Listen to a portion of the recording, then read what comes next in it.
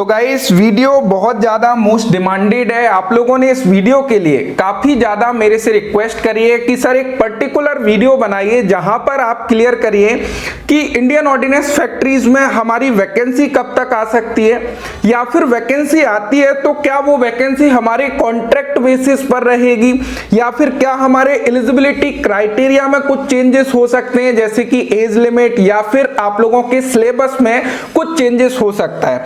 आखिर ये चीजें आप लोगों के माइंड में क्यों आई? बिकॉज रीजन क्या है, इससे पहले इंडियन ऑर्डिनेंस फैक्ट्रीज हमारी मिनिस्ट्री ऑफ डिफेंस के अंतर्गत भी प्योरली हमारा सेंट्रल गवर्नमेंट के अंतर्गत आता था, बट अभी जो है इंडियन ऑर्डिनेंस फैक्ट्रीज जो 41 इंडियन ऑर्डिनेंस फैक्ट्रीज हैं उनको हमने 7 DPSU defence public sector unit में तब्दील कर दिया है। तो उस चीजों को हम लोग यहाँ पे देख रहे होंगे। तो इसके लिए सबसे पहले मैं थोड़ा सा आप लोगों को इंडियन ऑर्डिनेंस फैक्ट्रीज की ऑफिशियल वेबसाइट पर ले जाना चाहूंगा। तो यहाँ पर आप लोग देखोगे, यदि ऑफिशियल वेबसाइट पर सबसे फर्स्ट ऑफ ऑल आप लोगों का नजर जाना चाहिए इस लोगो के ऊपर। यहाँ पर यदि इससे पहले आप लोग लोगो को देखते होगे तो यहाँ पर आप लोगों को OFB यानी कि ऑर्डिनेंस फैक्ट्री बोर्ड लिखा दिखाई देता होगा, बट अभी इसको प्लेन कर दिया गया है। इसका मतलब है कि ऑर्डिनेंस फैक्ट्री बोर्ड की मृत्यु हो चुकी है, अभी वो नहीं रहा है। उसकी जगह पर यहाँ पर आप लोग देखोगे आयुध निदेशालय समन्वय एवं सेवाएं यानी कि directorate of ordnance coordination and service. अब यहाँ पर उन्होंने क्लियर किया है कि जो यूनियन कैबिनेट की बैठक हुई थी 16 जून 2021 को, यहाँ पर इन्होंने डिसाइड किया था कि जो 41 प्रोडक्शन यूनिट है जहां पर अलग अलग प्रोडक्शन होता है व्हीकल का, वेपन्स का, उनको हम लोग 7 डीपीएसयू में तब्दील करेंगे। देन फाइनली 1 अक्टूबर 2021 को इन्होंने ऐसा कर दिया और यहां पर ये क्लियरली बोल रहे हैं कि हम लोगों ने 7 गवर्नमेंट कंपनीज का निर्माण किया है जिसकी पूरी ऑनरशिप गवर्नमेंट के पास है। उसको कुछ इस प्रकार नाम दिया गया, munitions India limited, armoured vehicle Nigam limited, advance weapon and equipment India limited, troop comfort limited, Yantra India limited, India Optel limited and glider India limited. तो इस प्रकार 7 डीपीएसयू यानी कि डिफेंस पब्लिक सेक्टर यूनिट बनाई गई। यदि आप लोग इसके डिटेल्स में जाते हो, इनके यूनिट को देखते हो, तो यहां पर जैसे कि यदि हम MIL की बात करें तो इसके अंतर्गत हमारी 14 ऑर्डिनेंस फैक्ट्रीज आती हैं। यदि हम लोग बात करें आर्म्ड व्हीकल निगम लिमिटेड की तो यहां पर 12 ऑर्डिनेंस फैक्ट्री हमारी आती हैं। Advance weapon and equipment India limited की बात करें 10 ऑर्डिनेंस फैक्ट्री यहां पर आती है। तो इस प्रकार तो ये तो हो गई हमारे एक स्ट्रक्चर की बात कि किस प्रकार का स्ट्रक्चर एक्चुअल में हम लोगों का बन चुका है। तो एक जनरल इंफॉर्मेशन जिसको नहीं है वो चीजें आप लोगों को क्लियर हो गई होंगी। अब सबसे मेन मुद्दा आता है, क्या सर इंडियन ऑर्डिनेंस फैक्ट्रीज में वैकेंसी हम लोगों की आएगी या फिर नहीं आएगी?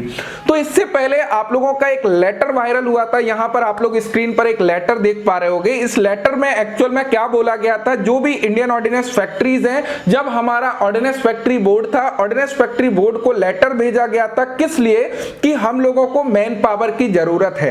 देन ऑर्डिनेंस फैक्ट्री बोर्ड का रिप्लाई आते हुए ये लेटर आप लोगों के सामने दिखाई दे रहा होगा। यहां पर उन्होंने क्लियर किया था कि अभी जो कॉर्पोरेटाइजेशन का प्रोसेस है वह ऑनगोइंग प्रोसेस में है, इसलिए हम लोग डायरेक्ट रिक्रूटमेंट नहीं निकाल सकते हैं। यदि मैन पावर की बहुत ज्यादा जरूरत है, आप लोगों का काम नहीं चल रहा है, तो उस कंडीशन में आप कॉन्ट्रैक्ट बेसिस पर भर्ती ले सकते हो फिलहाल के काम निकालने के लिए। लेकिन जब हमारा कॉर्पोरेटाइजेशन का प्रोसेस कंप्लीट हो जाएगा उस टाइम वैकेंसी हम लोग ओपन करेंगे। तो एक फैक्ट तो आप लोगों को यहां से क्लियर हो रहा है कि वैकेंसी तो इंडियन ऑर्डिनेंस फैक्ट्रीज में आनी है क्योंकि मैन पावर की यहां पर बहुत ज्यादा जरूरत है। यदि हम लोग देखें 2017 से आप लोगों का कोई भी रिक्रूटमेंट नहीं आया है, जिस टाइम ऑर्डिनेंस फैक्ट्री बोर्ड ने आप लोगों का रिक्रूटमेंट निकाला था काफी अच्छी संख्या में वैकेंसी आई थी, सभी ऑर्डिनेंस फैक्ट्रीज में वैकेंसी आई थी। तो यहां पर मैन पावर की तो बहुत ज्यादा जरूरत है क्योंकि अभी सारा डेवलपमेंट चल रहा है भाई कॉर्पोरेटाइजेशन के अकॉर्डिंग, तो यहां पर मैन पावर की जरूरत होगी। तो एक चीज तो आप लोगों को क्लियर होना चाहिए कि 2022 में आप लोगों की वैकेंसी आना तय है। भाई वो वैकेंसी अलग अलग यूनिट के माध्यम से किस किस फैक्ट्री किस किस कैटेगरी में कहां पर मैन पावर की जरूरत है उसके थ्रू ये वैकेंसी निकाली जाएगी। ये चीज आप लोगों को क्लियर हो गई। सेकंड जो आप लोगों के माइंड में थॉट चल रहा है, क्या सर यहां पर हमारे एलिजिबिलिटी क्राइटेरिया में कुछ चेंजेस हो सकते हैं? तो यहां पर देखिए, यदि हम लोग एलिजिबिलिटी क्राइटेरिया की बात करें तो यहां पर एज लिमिट में आप लोगों का अंतर आ चुका है। जैसे कि 30 प्लस एज लिमिट जो है पहले मांगते थे, तो अभी 28 या फिर 26 ईयर वो मैक्सिमम एज लिमिट कर सकते हैं। ऐसा अनुमान है कि भैया जितनी भी कॉर्पोरेट यदि आप लोग देखोगे वहां पर एज लिमिट थोड़ा सा कम होता है। बाकी यदि हम लोग क्वालिफिकेशन की बात करें तो क्वालिफिकेशन में कोई भी चेंजेस नहीं होने वाला है। यदि आप लोग ट्रेडमैन सेमी स्किल्ड पोस्ट के लिए भर्ती आती थी, वो अभी टेक्नीशियन के नेम से आएगी। यदि वहां पर आप लोग फिल करते हो फॉर्म को तो वही आप लोगों का 10th क्लास कंप्लीट होना चाहिए, प्लस आईटीआई आप लोगों की है सेम ट्रेड से, तो आप लोग वहां पर अप्लाई कर पाओगे। और उसी के अकॉर्डिंग यदि चार्जमैन की बात करें तो वहां पर यदि आप लोगों का डिप्लोमा कंप्लीट होगा तो आप लोग वहां पर अप्लाई कर पाओगे। सेकंड चीज, क्या सर कॉन्ट्रैक्ट बेसिस पर या टेन्योर बेसिस पर भर्ती आएगी? तो ऐसा बिल्कुल नहीं है। आप लोगों का जैसा डायरेक्ट रिक्रूटमेंट आता था सेम उसी प्रोसेस में आप लोगों का रिक्रूटमेंट यहां पर होने वाला है। थर्ड जो चीज है, क्या सर यहां पर हमारा सिलेबस में कुछ चेंजेस हो सकते हैं? तो यहां पर एक चीज को समझिएगा, यहां पर कोई भी चीजें ज्यादा चेंजेस नहीं हुई है, बट इंटरनली कुछ चेंजेस हुए हैं भैया। वहां पर आप लोगों का काम वगैरह कुछ चेंजेस नहीं हुआ है। जो काम अभी हम लोग या जो कर्मचारी ऑर्डिनेंस फैक्ट्रीज में काम कर रहे हैं वो सेम करते थे, नया रिक्रूटमेंट आएगा वही चीजें आगे चलने वाली हैं। यदि आप लोग किसी टेक्निकल एग्जाम को दे रहे हो तो डेफिनेटली वहां पर आप लोगों का टेक्निकल क्वेश्चन पूछे ही जाने। जैसा कि पहले का एग्जाम का आप लोगों का पैटर्न था जिसमें 80% टेक्निकल आप लोगों से पूछा जाता था, 20% आप लोगों का नॉन टेक्निकल रहता था, जिसमें 10% आप लोगों का quantitative aptitude and 10% general science रहता था। वही चीजें सिमिलर आप लोगों की रहेंगी, तो इतना कुछ विशेष चेंजेस आप लोगों के सिलेबस वगैरह में होने वाला नहीं है। तो ये चीजें आप लोगों को क्लियर होना चाहिए। और गाइस मैं इसके अलावा कुछ चीजें और आप लोगों को क्लियर करना चाहूंगा। ये जो 2022 का ईयर है वह टेक्निकल स्टूडेंट्स के लिए बहुत महत्वपूर्ण साल होने वाला है। यदि इससे पहले के आप लोग देखते हो 2018, 19, 20 एवं 21, यहां पर यदि आप लोग टेक्निकल वैकेंसी को एनालाइज करते हो तो बहुत कम डिपार्टमेंट है जिन्होंने एक अच्छी संख्या में वैकेंसी को ओपन किया है। 2022 एक ऐसा साल होने वाला है जहां पर टेक्निकल स्टूडेंट्स के लिए काफी अच्छी संख्या में वैकेंसी आ सकती है।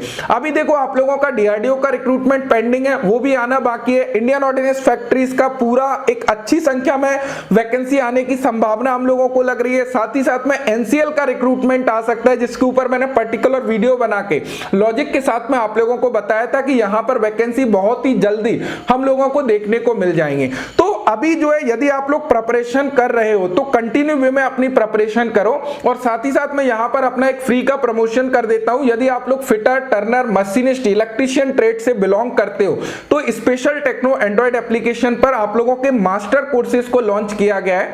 वहां से जाकर आप लोग बेसिक से लेके एडवांस तक प्रिपरेशन कर सकते हो। टोटल 7 मंथ का आप लोगों का कोर्स होता है, जिसमें यदि आप लोग उसको ज्वाइन करते हो तो डेफिनेटली मैं बोल सकता हूं कि आप लोगों का बेसिक से लेकर एडवांस तक इस तरीके की प्रिपरेशन हो जाएगी। आप कोई भी टेक्निकल कॉम्पिटिटिव एग्जाम दोगे like DRDO, Indian ordnance factory या फिर भाई एनसीएल, उसमें आप लोग इजीली बहुत अच्छा मार्क्स जो है कर पा रहे होंगे। इससे पहले भी आप लोगों ने देखा होगा काफी अच्छा रिजल्ट स्पेशल टेक्नो के माध्यम से रहा है। और आप लोगों की क्लासेस यूट्यूब पर भी मैं रेगुलरली कोशिश कर रहा हूं कि रेगुलरली लें। जो नाइट पीएम वाली हम लोगों की लाइव क्लास है वह कंटिन्यू जो है चल रही है। सो यहां पर ओवरऑल यदि हम लोग कंक्लूजन देखें तो यहां पर ऑर्डिनेंस फैक्ट्री के बारे में आप लोगों को इंफॉर्मेशन मिल गई होगी कि वैकेंसी आने की संभावना है, क्या कुछ चीजें जो है चल रही है, किस प्रकार जो है स्ट्रक्चर जो है बना हुआ है, वो चीजें भी आप लोगों को क्लियर हो गई होंगी। सो thank you so much video देखने के लिए। एंड अभी आप लोगों का ये सवाल लाइव क्लास के बीच में या लाइव Q&A के बीच में बार बार नहीं आएगा, बिकॉज मैंने पर्टिकुलर सेपरेट वीडियो जैसा कि आप लोगों ने बोला था क्लियर कर दिया है आप लोगों को। So thank you so much video देखने के लिए। Thanks for watching and bye bye.